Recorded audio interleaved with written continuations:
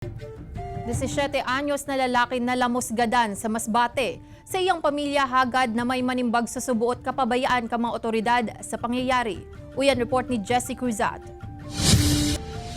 Nadukaya na ang lawas kan 17 anyos na soltero matapos malamos mantang nagkakarigos sa Buntod Reef Sanctuary sa siyudad ni Masbate. Sinasabing 22 oras ining pikhanap kan mga otoridad. Sigon kay Epitasio Lumagad, guard on duty.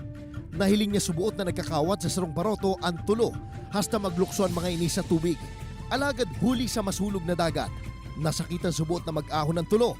Dalan nga ning pulikato ng saro asin malamos. Hararuman subuot ang dagat asin daipantayan baybay. Pangin dyan sir, na nakaganyan, tingnan mo parang matigas, pero pag inapakan mo, walang persa talaga yan.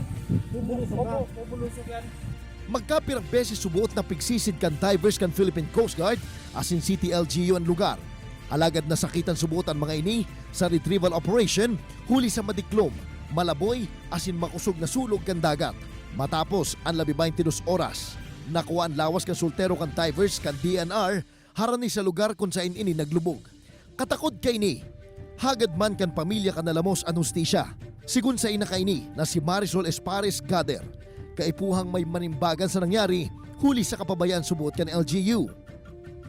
Pigkukwestiyonin dan kawaranin lifeguard sa lugar, kawaranin signboard sa mga delikadong parte, asin kawaran subot nin paroto na pwedeng maggamit sa emerhensya. Po, na mabigyan ng justisya o katarungan ko ang aking anak kasi po sa gawa nilang kapabayaan doon sa wala man lang pinuntahan or rescue. Ini si Jessie Cruzat, Balitang Bicolandia.